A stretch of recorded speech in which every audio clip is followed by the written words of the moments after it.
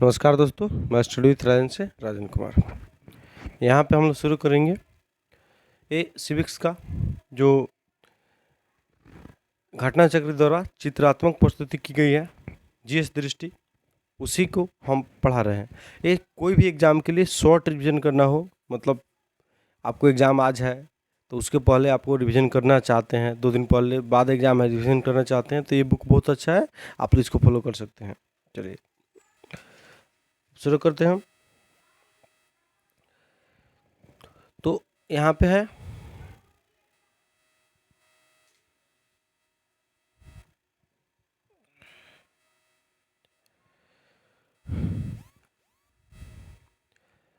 महान्यायवादी, महाधिवक्ता और CAG।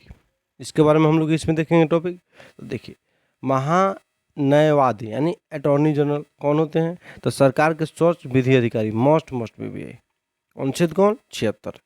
ठीक है, अनुच्छेद 76 के अनुसार ये क्या होते हैं? भारत सरकार का सर्वोच्च विधि अधिकारी होता है, कानूनी सरकार सलाहकार होता है। नियुक्ति कौन करते हैं इसके? राष्ट्रपति। योग्यता क्या होना चाहिए? तो उच्चतम न्यायालय का न्यायाधीश नियुक्ति होने की अर्हता रखता हो, मतलब जो अर्हता उच्चतम न्यायालय के न्यायाधीश के द्वारा रखा जाएगा वहीं इनके द्वारा भी रखा जाएगा। जैसे आपको 5 साल तक किसी उच्च न्यायालय में काम करने योग्य होने चाहिए, उसके बाद 10 साल तक महाधिवक्ता का काम किए हो, महाधिवक्ता नहीं सॉरी वकील का काम किए हो, या राष्ट्रपति के नज़र में आप एक विधि विशेषज्ञ हो और भारत के नागरिकता आपके पास हो। भारत की नागरिकता प्लस इस सब में कोई एक होगा तो आप उच्चतम न्यायालय के न्यायाधीश बन जाइएगा। तो वैसा ही योग्यता इनको भी चाहिए। नेक्स्ट आते हैं, संसद के दोनों सदनों की कार्रवाई में भाग लेना। संसद के दोनों सदनों की कार्रवाई में भाग लेना इनका काम है, लेकिन संसद के सदस्य तो नहीं ना है, तो ये मतदान नहीं ना कर सकते हैं, नहीं कर सकते हैं। कार्रवाई में भाग ले सकते हैं, देख सकते हैं उसको, लेकिन मतदान नहीं कर सकते हैं क्योंकि ये संसद के पार्ट ही नहीं है, तो मतदान क्या करेंगे? आपको संसद के सदस्य हैं ही नहीं तो मतदान नहीं करेंगे। कार्यकाल जब तक राष्ट्रपति चाहेंगे तब तक होता है। अक्सर देखा जाता है कि चुनाव के बाद जब सरकार बदलती है तो महान्यायवादी भी बदल जाते हैं। ठीक, तो वहीं कार्यकाल राष्ट्रपति के जब चाहेंगे तब तक रखेंगे इनको, मतलब राष्ट्रपति जब तक चाहेंगे तब तक रखेंगे, मतलब प्रधानमंत्री जब तक चाहेंगे तब तक रहेंगे। संविधान में तय नहीं है। ठीक है, अब वेतन कितना देना है तो ये आपको राष्ट्रपति द्वारा निर्धारित किया जाएगा। संविधान में इस बात की कोई चर्चा नहीं है। वैसे ही वेतन वहीं रहता है जो उच्चतम न्यायालय के न्यायाधीश लोगों का रहता है, क्योंकि उन्हीं के जैसे योग्यता है तो वेतन भी उतना ही होना चाहिए। चलिए नेक्स्ट आगे बढ़ेंगे। परीक्षा उपयोगी दृष्टिकोण। तो यहाँ पे क्या है, भारत सरकार का प्रथम विधि अधिकारी कौन होते हैं? तो महान्यायवादी, आपको बताइए दी हैं अनुच्छेद 76 के तहत। ठीक, उसके बाद महान्यायवादी अपना पद धारण करता है राष्ट्रपति के पश्चात, समझाइए दिए इसको भी। संसद के किसी सदन का सदस्य न होते हुए भी सदन की कार्रवाई में भाग ले सकता है, लेकिन मत नहीं दे सकता। बताइए कि मत नहीं देगा, क्यों? महान्यायवादी। चलिए आगे देखते हैं। राज्य सरकार का प्रथम कानूनी सलाहकार होता है तो कौन? तो महाधिवक्ता। ठीक, राज्य सरकार, अब देखिए जैसे केंद्र सरकार में महान्यायवादी होते हैं वैसे ही राज्य सरकार में कौन होते हैं? महाधिवक्ता, जिनको इंग्लिश में एडवोकेट जनरल कहा जाता है। भारतीय संविधान का वह अनुच्छेद जिसमें अंतर्गत नियंत्रण एवं महालेखक परीक्षक की नियुक्ति की जाती है, मतलब कैग कैग होता है, तो कैग का नियुक्ति 128 48 अनुच्छेद के तहत किया जाता है। भारत के नियंत्रक एवं महालेखक परीक्षक को पद से हटाया जा सकता है उसी रीति के आधार पर जिस रीति पर उच्चतम न्यायालय के न्यायाधीश को हटाया जा सकता है। ठीक है, चलिए मतलब महाभियोग प्रक्रिया एक टाइप से मान सकते हैं। चलिए, भारत के नियंत्रण एवं महालेखक परीक्षा के लेखा परीक्षा प्रतिवेदन रिपोर्ट की जांच करता है कौन? तो CAG।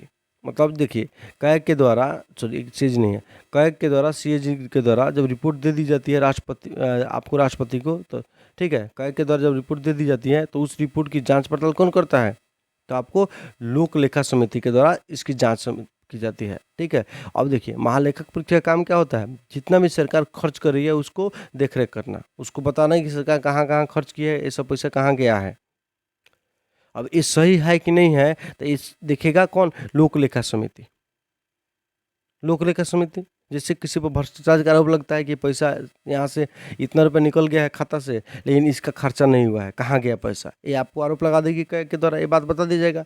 तो अब उसकी जांच करेगा लोक लेखा समिति, जिसमें आपको 22 सदस्य होते हैं, 15 लोकसभा से, 7 राज्यसभा से।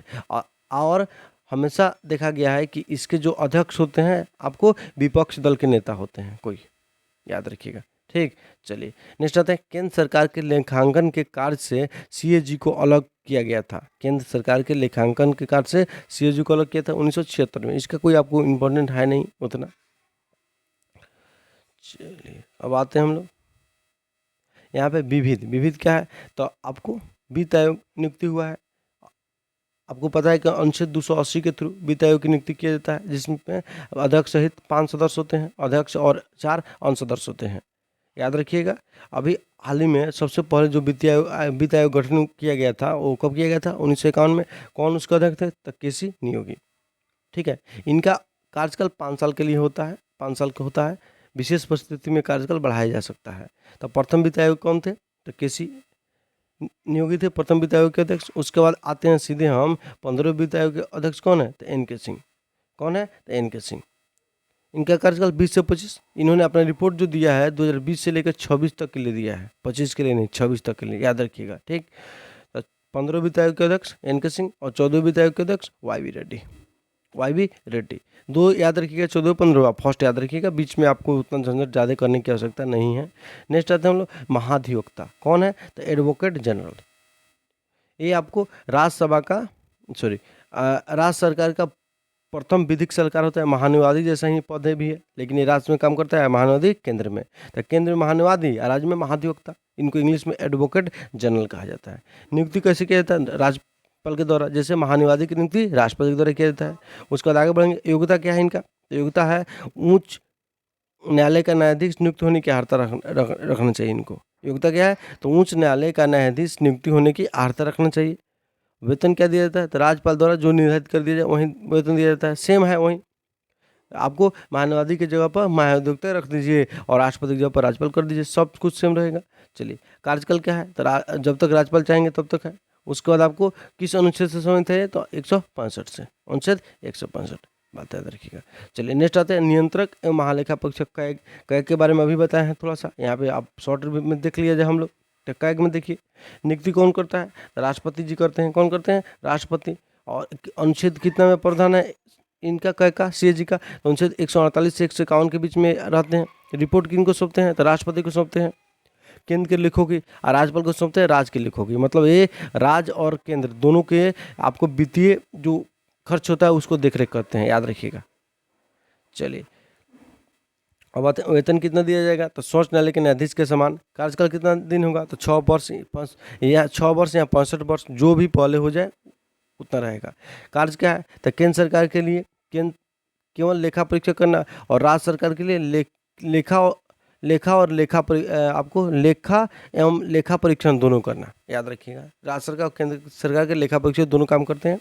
रिपोर्ट किनको दिया जाता है, तो राष्ट्रपति को रिपोर्ट अपने देते हैं, और राष्ट्रपति आपको जो रिपोर्ट देते हैं राष्ट्रपति संसद के में रखवाते हैं, और संसद में इसका जांच पड़ताल करने के लिए एक समिति गठित होता है। आपको बता भी की है। चलिए नेक्स्ट आते हैं हम लोग विविध। विविध क्या है, तो भारत सरकार। चलिए भारत सरकार, तो विधायिका यहाँ पे आइए। राज्यसभा कितने सीटें हैं, 250 कुल सीटें हैं।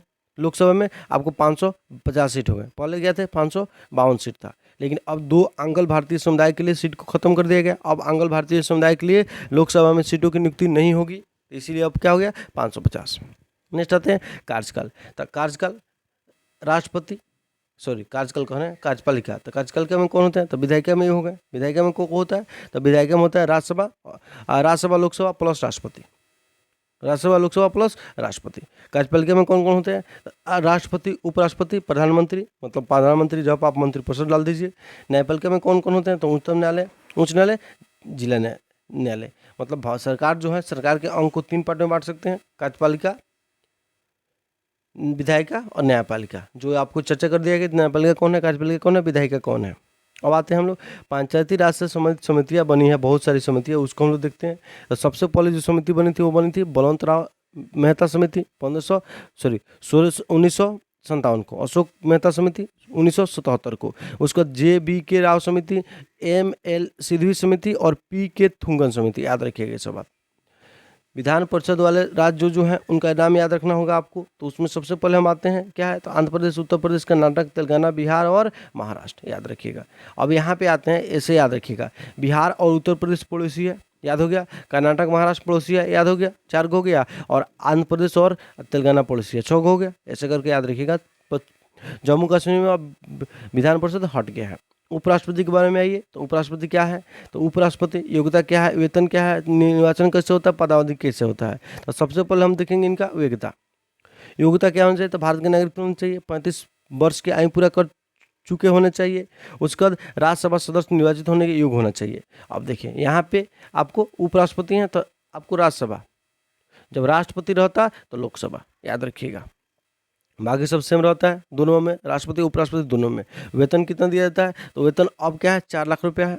कितना है, 4 लाख रुपया है। और राष्ट्रपति का वेतन कितना है, 5 लाख रुपया है। ठीक, अब आते हैं हम लोग उपराष्ट्रपति निर्वाचन देखते हैं। तो संसद के दोनों सदनों के निर्वाचित और मनोनीत दोनों सदस्यों द्वारा किया जाता है। मतलब उपराष्ट्रपति के निर्वाचन में राज्यसभा और लोकसभा के सभी सदस्य भाग लेते हैं, चाहे वो मनोनीत हो या निर्वाचित हो, याद रखिएगा। लेकिन राष्ट्रपति के चुनाव में राज्यसभा और लोकसभा के निर्वाचित सदस्य भाग लेते हैं, प्लस विधानसभा के निर्वाचित सदस्य, प्लस दिल्ली और पुडुचेरी या प्लस जम्मू कश्मीर के विधानसभा के सदस्य भाग लेते हैं। ठीक, चलिए अब आते हैं पदावधि। पदावधि में देखती है हाँ, निर्वाचन आपको कैसे होता है, तो दोनों सदनों के, संसद के दोनों सदनों के निर्वाचित एवं मनोनीत सदस्यों के द्वारा इनकी निर्वाचन किया जाता है। अनुपातिक प्रतिनिधित्व पद्धति के अनुसार एकल संक्रमणीय मत द्वारा इनका नियुक्ति होता है। ठीक है, चलिए गुप्त मतदान इसमें भी है, तीनों राष्ट्रपति में अपनाया जाता है, लेकिन इसका आपको निर्वाचक मंडल जो था वो अलग अलग है दोनों में, बाकी सबसे में। पदावधि कितने दिन का होता है, 5 वर्ष के लिए होता है इनका पदावधि। अब आइए उपराष्ट्रपति के पद रिक्तियाँ, उपराष्ट्रपति के पद और रिक्तियाँ, उपराष्ट्रपति के पद और रिक्तियाँ। अब आते हैं यहाँ पे हम लोग उपराष्ट्रपति की पद रिक्त कैसे होते हैं। तो उपराष्ट्रपति की पद जो रिक्त होती है वो अगर उनकी मृत्यु हो जाए तो रिक्त हो जाएगा, स्वेच्छा से पद त्याग दे तो उनकी पद रिक्त हो जाएगा। अब स्वेच्छा से पद त्यागते हैं तो किनको अपना त्यागपत्र देते हैं, तो राष्ट्रपति को। राष्ट्रपति अपना त्यागपत्र किनको देंगे, उपराष्ट्रपति को। और उपराष्ट्रपति अपना त्यागपत्र किनको देंगे, राष्ट्रपति को। ठीक है, राष्ट्रपति जब अपना त्यागपत्र उपराष्ट्रपति को देते हैं तो उपराष्ट्रपति उसको लोकसभा अध्यक्ष को दे देते हैं ले जाकर। ठीक, याद रखिएगा। नेक्स्ट आते हैं राज्यसभा के तत्कालिक समस्त सदस्यों के बहुमत से पारित कर दिया जाएगा तो ये क्या हो जाएंगे, आपको हट जाएंगे। अब इनको हटाना होगा उपराष्ट्रपति को, तो बहुमत किस टाइप के चाहिए, तो आपको साधारण बहुमत ही चाहिए, साधारण बहुमत ही चाहिए। ठीक, बस साधारण बहुमत। विशेष बहुमत की आवश्यकता राष्ट्रपति को हटाने के लिए होती है। ठीक, लेकिन इनको हटाना होगा तो साधारण बहुमत ही चाहिए।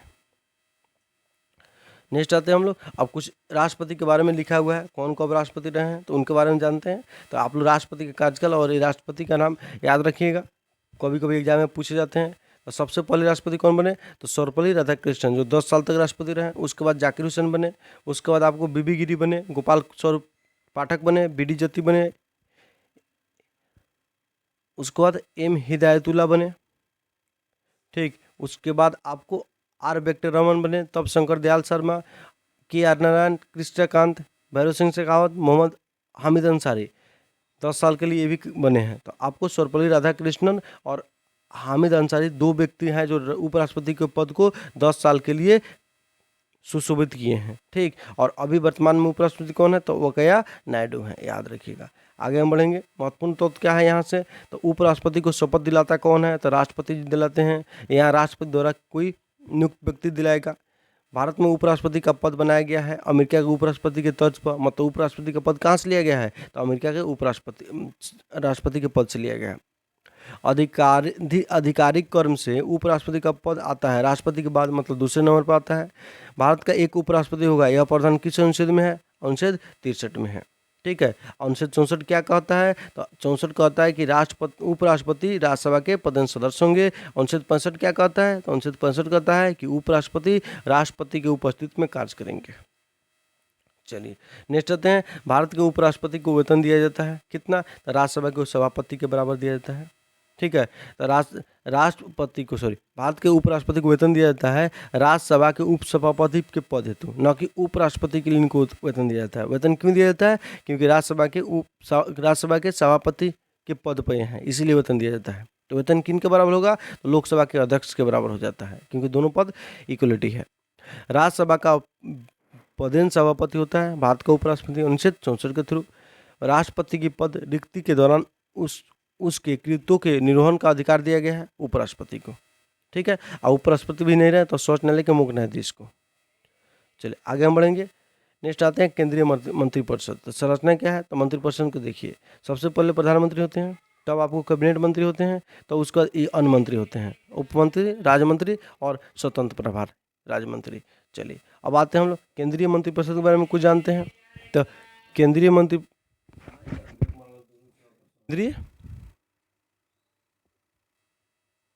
मंत्रिपरिषद, तो केंद्रीय मंत्रिपरिषद नियुक्ति कौन करते हैं, तो इनकी नियुक्ति राष्ट्रपति के द्वारा किया जाता है। प्रमुख बैठक की अध्यक्षता, तो केंद्रीय मंत्रिपरिषद के अध्यक्ष कौन होते हैं, प्रधानमंत्री, तो वहीं बैठक की अध्यक्षता भी करेंगे। आकार कैसा होता है, तो कुल लोकसभा की कुल सदस्य संख्या का 15% होना चाहिए। ठीक है, इसको 91वें संविधान संशोधन 2003 के द्वारा ये बात बोला गया था। उसके पहले लिमिट नहीं था, लेकिन अब लिमिट हो गया है कि कुल लोकसभा का सदस्य संख्या जो है उसके 15% होना चाहिए। उसके बाद कार्यकाल, राष्ट्रपति की सहायता एवं सलाह देना इनका कार्य होता है, कि राष्ट्रपति की सहायता करना काम में और उनको सलाह देना, यही कार्य होता है। ठीक, उसके बाद आते हैं हम सामूहिक उत्तरदायित्व। लोकसभा के प्रति इनका सामूहिक उत्तरदायी होता है, लेकिन व्यक्तिगत उत्तरदायित्व देखा जाए तो राष्ट्रपति के प्रति इनका व्यक्तिगत उत्तरदायित्व होता है। ठीक, ये बात याद रखिएगा। अब आते हैं हम लोग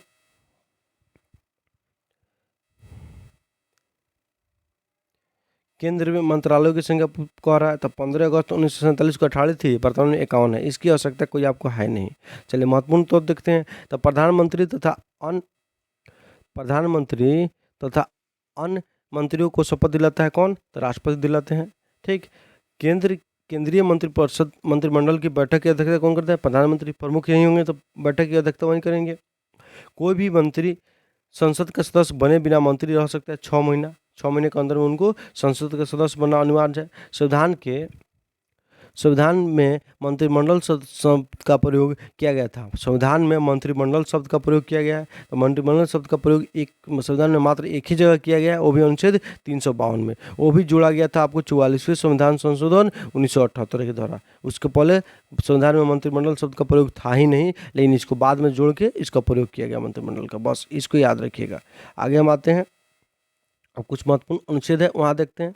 तो अनुच्छेद 74 क्या कहता है, 74 के 1 कहता है कि राष्ट्रपति की सहायता एवं सलाह हेतु एक मंत्रिपरिषद होगा, जिसकी प्रमुख कौन होंगे, प्रधानमंत्री होंगे। अब 74 के 2 क्या कहेगा, तो 2 कहता है कि राष्ट्रपति को मंत्रिपरिषद द्वारा दी गई सलाह की जाँच किसी न्यायालय द्वारा नहीं किया जाएगा। मतलब राष्ट्रपति को मंत्रिपरिषद क्या सलाह दे रहा है उसका जांच आप न्यायालय के द्वारा नहीं करा सकते, नहीं किया जाएगा। ठीक, और 75 के 1 क्या कहता है, प्रधानमंत्री की नियुक्ति राष्ट्रपति द्वारा, अन्य मंत्रियों की नियुक्ति राष्ट्रपति द्वारा प्रधानमंत्री की सलाह पर की जाएगी। मतलब 75 का 1 कहता है कि प्रधानमंत्री की नियुक्ति कौन करेंगे, राष्ट्रपति करेंगे, और अन्य मंत्रियों की नियुक्ति राष्ट्रपति के द्वारा की जाएगी, लेकिन कब, जब प्रधानमंत्री की सलाह देंगे तब। ठीक, उसका 75 के 1 को क्या कहता है, एक कहता है कि मंत्रिपरिषद का आकार कितना होना चाहिए, तो लोकसभा के कुल सदस्य संख्या के 15% होना चाहिए। 91वें संविधान संशोधन के द्वारा इसको लाया गया था, याद रखिएगा। आगे आते हैं 75 का 2 क्या कहता है, तो मंत्री राष्ट्रपति के प्रसाद पद धारण करेंगे। मतलब मंत्री जो भी होंगे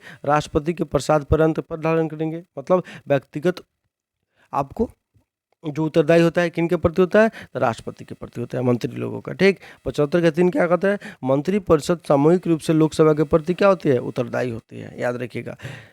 75 के 4 क्या कहता है, तो मंत्रियों को शपथ राष्ट्रपति दिलाएंगे। 50, ठीक, तो देखिए यहाँ पे 75 में इतना सारा बात है, तो आप लोग केवल 75 करके याद रखिएगा, 1 2 3 करके याद मत रखिएगा। 75 में ही क्या है, मंत्रिपरिषद का आकार निर्धारित की गई है। 75 में क्या है, आपको मंत्री राष्ट्रपति के प्रसाद पद धारण करेंगे। 75 क्या कहता है, तो मंत्रिपरिषद सामूहिक रूप से लोकसभा के प्रति उत्तरदायी होंगे। 75 क्या कहता है, अनुच्छेद 75 मंत्रियों को शपथ राष्ट्रपति दिलाएंगे।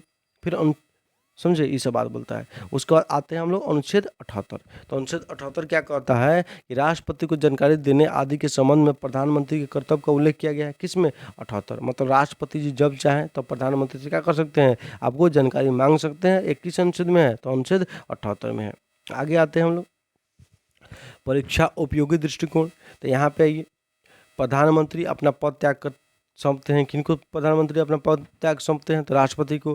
प्रधानमंत्री सहित कैबिनेट स्तर के मंत्रियों का परिषद को क्या कहते हैं, तो कैबिनेट या मंत्रिमंडल कहते हैं। मतलब जितने कैबिनेट स्तर के मंत्री हैं और प्रधानमंत्री सबको मिलाकर क्या कहा जाएगा, मंत्रिमंडल कहा जाएगा। अब मंत्रिपरिषद में सभी प्रकार के मंत्री शामिल हो जाते हैं, ठीक। लेकिन मंत्रिमंडल में केवल प्रधानमंत्री और कैबिनेट मिनिस्टर शामिल होते हैं। आगे आते हैं हम नेक्स्ट। भारत सरकार की समस्त कार्यपालक कार्रवाई की हुई मानी जाती है राष्ट्रपति के नाम, मतलब भारत सरकार के जितने भी कार्य किया जाता है सब राष्ट्रपति के नाम की जाती है। वैज्ञानिक एवं औद्योगिक संगठन परिषद CSIR का अध्यक्ष कौन होता है? तो प्रधानमंत्री इसके अध्यक्ष होते हैं। सिविल सर्विस बोर्ड का पदेन अध्यक्ष कौन होता है? तो कैबिनेट सचिव होता है, क्योंकि कैबिनेट सचिव जो होते हैं सबसे उच्च नौकरशाह हैं। सबसे उच्च IAS अधिकारी कौन है? तो कैबिनेट सचिव है। चलिए आगे आते हैं हम लोग नेक्स्ट। यहाँ पे महत्वपूर्ण तथ्य क्या है? तो मंत्रिपरिषद सामूहिक रूप से उत्तरदायी होती है लोकसभा के प्रति और व्यक्तिगत रूप से राष्ट्रपति के प्रति। मंत्रिपरिषद के विरुद्ध अविश्वास प्रस्ताव लाने के लिए लोकसभा के सदस्यों की न्यूनतम संख्या होती है, ठीक है। मतलब मंत्रिपरिषद के विरुद्ध अविश्वास प्रस्ताव लाने के लिए लोकसभा के सदस्यों की न्यूनतम संख्या होनी चाहिए, कितनी? तो 50 होना चाहिए। मतलब मंत्रिपरिषद के विरोध में आप प्रस्ताव कब ला सकते हैं? जब आपकी संख्या 50 है। स्वतंत्र भारत के प्रथम कानूनी मंत्री कौन थे? तो BR अम्बेडकर थे। स्वतंत्र भारत के प्रथम वित्त मंत्री कौन थे? तो RK षणमुख शेट्टी थे, ठीक। अविश्वास प्रस्ताव पेश किया जा सकता है केवल लोकसभा में, राज्यसभा में अविश्वास प्रस्ताव पेश नहीं कर सकते हैं, ठीक। भारत से संबंधित आधिकारिक दस्तावेज है, मतलब भारत से संबंधित आधिकारिक दस्तावेज कौन है? श्वेत पत्र जो होता है आधिकारिक दस्तावेज होता है। इधर किधर से ऐड कर दिया पता नहीं चल रहा है। चलिए, भारतीय संविधान का अनुच्छेद 74 एक के क जोड़ा गया था कब? 91 संविधान संशोधन 2003 के द्वारा बताइए किए हैं, जिसमें बोला गया था क्या कि मंत्रिपरिषद की जो होती है उसके आकार 15% से अधिक नहीं होना चाहिए। 15% किसका? तो लोकसभा के सदस्यों की संख्या के 15% से अधिक नहीं होनी चाहिए मंत्रिपरिषद का आकार। किसमें बोला गया था? तो 91 संविधान संशोधन 2003 में बोला गया था। राष्ट्रपति को कैबिनेट की सलाह मानना बाध्यकारी कर दिया गया कब? 42वें संविधान संशोधन के द्वारा, ठीक। राष्ट्र जो भी कैबिनेट बोलेंगे उसको मानना पड़ेगा कब? 42वें संविधान संशोधन द्वारा। लेकिन 44वें में के द्वारा इसको क्या किया? पुनर्विचार के लिए लौटा सकते हैं, ऐसी शक्ति उनको दे दी गई फिर से। तो राष्ट्रपति को कैबिनेट की सलाह को पुनर्विचार के लिए एक बार भेजने की शक्ति दे दी गई पुनः कब? 44वें संविधान संशोधन 1978 के द्वारा। चलिए आगे हम बढ़ेंगे। वरीयता कर्म है, क्या है? वरीयता कर्म है। तो वरीयता कर्म में क्या है? तो राष्ट्रपति क्या है आपको? राष्ट्रपति। तो राष्ट्रपति क्या होते हैं? सबसे पहले होते हैं, उसके बाद कौन होते हैं? तो उसके बाद उपराष्ट्रपति होते हैं, उसके बाद कौन होते हैं? प्रधानमंत्री होते हैं, उसके बाद कौन होते हैं? तो राज्य के राज्यपाल होते हैं अपने अपने राज्यों में। फिर 5 नंबर पर भूतपूर्व राष्ट्रपति होते हैं। 6 नंबर पर कौन होते हैं? भारत के मुख्य न्यायाधीश तथा लोकसभा के अध्यक्ष होते हैं। 7 नंबर पर कौन होते हैं? केंद्र के कैबिनेट मंत्री होते हैं। बस 7 तक याद रखिएगा, 9 हो तो 1 2 3 तक याद रखिएगा, बाकी छोड़ दीजिएगा, ठीक। 7 पर कौन होते हैं? तो केंद्र के कैबिनेट मंत्री होते हैं। राज्यसभा लोकसभा के विपक्ष के नेता होते हैं। नीति आयोग के उपाध्यक्ष होते हैं। भूतपूर्व प्रधानमंत्री होते हैं। राज्य के मुख्यमंत्री अपने अपने राज्यों में होते हैं। और 7 के कौन होते हैं? तो भारत से संबंधित व्यक्ति होते हैं। 8 नंबर पर कौन आएंगे? तो भारत स्थित विदेश के असाधारण तथा पूर्व अधिकारी राजदूत तथा राष्ट्रमंडल देशों के उच्चायुक्त आ जाएंगे 8 पर, ठीक। और राज्य के राज्यपाल अपने राज्य से के बाहर 8 पाएंगे। राज्य के मुख्यमंत्री अब राज्यपाल 8 पाएंगे। उसको 9 नंबर पर सर्वोच्च न्यायालय के न्यायाधीश आएंगे। तो इतना ज़्यादा नहीं रखना है आप लोग को, 1 2 याद रखेंगे। इधर आपको 9 के क दिया है, 10 दिया है, उसका 11 दिया है, 12 दिया है, इस सबको कोई आवश्यकता आपको नहीं है। चलिए नेक्स्ट आते हैं हम लोग। नोट: वरीयता कर्म केंद्र और राज्य सरकारों के विभिन्न पदाधिकारियों के पद कर्म से संबंधित है। इसका प्रयोग राजनीतिक समारोह के अवसर पर किया जाता है, मतलब कौन कहाँ बैठेगा ये सब इसके लिए किया जाता है। 26 जुलाई 1979 को वरीयता अनुक्रम से संबंधित अधिसूचना जारी की गई थी। इसकी भी कोई ज़रूरत आपको है नहीं। भारत का कैबिनेट सचिव भारत सरकार का सर्वोच्च शासकीय अधिकारी होता है, आपको बता भी किए हैं। चलिए नेक्स्ट आते हैं। नेक्स्ट क्या है? तो नेक्स्ट में आते हैं तो नेक्स्ट आप लोग को मिलेगा संसद। तो संसद में आइए आप। तो संसद जो होते हैं, देखिए संवैधानिक प्रधान सबसे पहले लिखा है, तब अंग लिखा है, तब कार्य लिखा है। तो संवैधानिक प्रधान कहाँ है? तो भाग 5 में अनुच्छेद 79 से लेकर 122 तक। संसद सरकार का अंग है, ये तो पता है आपको। अब संसद के अंग कौन कौन होते हैं? संसद में कौन कौन शामिल होते हैं? तो आपको राष्ट्रपति शामिल होते हैं, राज्यसभा शामिल होता है, लोकसभा शामिल होता है, ठीक है। काम क्या है? तो काम इसका है केंद्र स्तर पर विधि निर्माण करना, इनका काम है। अब देखिए राज्यसभा को उच्च सदन भी कहते हैं, जिसका अनुच्छेद 80 में चर्चा किया गया। लोकसभा को निम्न सदन भी कहते हैं, जिनका चर्चा अनुच्छेद 81 में किया गया है। अब आइए यहाँ पे लोकसभा के बारे में बहुत अच्छे से दिया गया है। तो सबसे पहले आते हैं लोकसभा जो है उसका प्रथम बैठक कब किया गया था? तो 13 मई 1952 को किया गया था, ठीक है। उसके बाद आते हैं प्रथम अध्यक्ष कौन हुए? तो प्रथम अध्यक्ष हो गए आपको गणेश वासुदेव मालवंकर, ठीक है। और उपाध्यक्ष कौन हुए? तो अय्यर थे। कौन थे? अय्यर थे कुछ करके, उनका नाम याद रखिएगा। प्रथम महिला अध्यक्ष कौन थी? तो मीरा कुमारी थी, मीरा कुमार, ठीक है। उसका लोकसभा सदस्य लोकसभा सदस्य बनने की न्यूनतम उम्र में क्या है? 25 वर्ष है, ठीक है। उसके बाद लोकसभा को स्थगित कौन कर सकते हैं? तो स्थगित करने का काम आपको लोकसभा के अध्यक्ष का है। और लोकसभा को 17 होता, मतलब लोकसभा के सत्र को बुला सकते हैं, सत्र को ख़त्म कर सकते हैं, मतलब 17 आसन कर सकते हैं, विघटित कर सकते हैं राष्ट्रपति। लेकिन स्थगन करना होगा 1 घंटा 2 घंटा 1 दिन 2 दिन के लिए, तो करेंगे लोकसभा के अध्यक्ष करेंगे, याद रखिएगा। नेक्स्ट आते हैं हम लोग लोकसभा की सीटों की संख्या। तो अधिकतम सीट 550 होनी चाहिए, राज्य से 530 और संघ राज्य क्षेत्र से 20।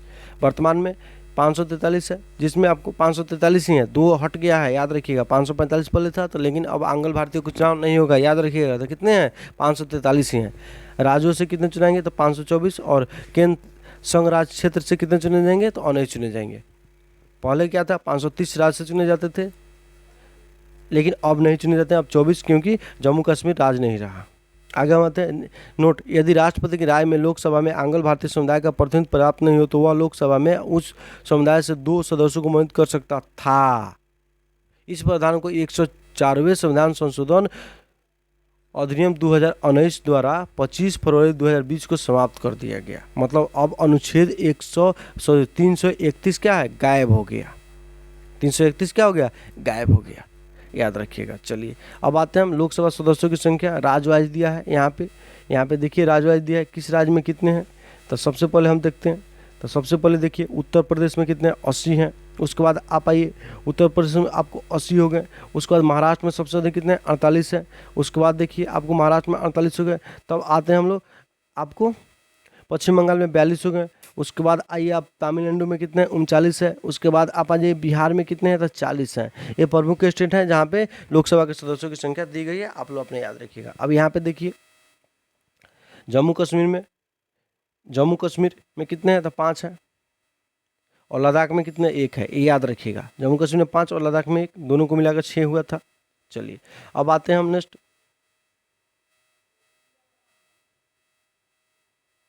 लोकसभा के अध्यक्ष। तो सबसे पहले अध्यक्ष कौन बने थे? तो जीबी मालवंकर। उस समय ही अध्यक्ष कौन थे? तो अनंत संयम अयंगर थे, उपाध्यक्ष थे उस समय जब मालवंकर अध्यक्ष बने थे। एक सिगरेट बात जानिए कि मालवंकर जो थे, उन्हीं के विरोध में सबसे पहले अविश्वास प्रस्ताव, मतलब महाभियोग लाया गया था। कहाँ से? अध्यक्ष के पद से हटाने के लिए, लेकिन वो प्रस्ताव पारित नहीं हुआ था। तो प्रथम अध्यक्ष कौन हुए? जीबी मालवंकर। बाकी सब देखते रहिए आप अपना। उसके बाद आते हैं हम लोग सीधे मीरा कुमारी, सबसे पहली महिला लोकसभा अध्यक्ष। सुमित्रा महाजन दूसरी महिला लोकसभा अध्यक्ष। उसके बाद ओम बिरला वर्तमान में है, याद रखिएगा। चलिए आगे बढ़ेंगे हम लोग। परीक्षा उपयोगी दृष्टिकोण। तो केंद्र सरकार का विधि अंग संसद होता है, मतलब केंद्र सरकार का विधायी अंग कौन है? संसद। संसद यही कानून बनाता है, इसलिए विधायी अंग हुआ। तो संसद में कौन शामिल होते हैं? तो राष्ट्रपति, राज्यसभा, लोकसभा, याद रखिएगा। लोकसभा में राज्यवार सीटों का आवंटन किस पर आधारित है? तो 1971 के जनसंख्या के आधार पर लोकसभा में सीटों को आवंटित किया गया है। लोकसभा का कार्यकाल कितना दिन होता है? तो 5 वर्ष होता है, ठीक है, 5 वर्ष होता है। प्रथम अधिवेशन के लिए नियत तारीख से, मतलब प्रथम अधिवेशन जब बैठेगा उससे 5 वर्ष तक लोकसभा का कार्यकाल होगा।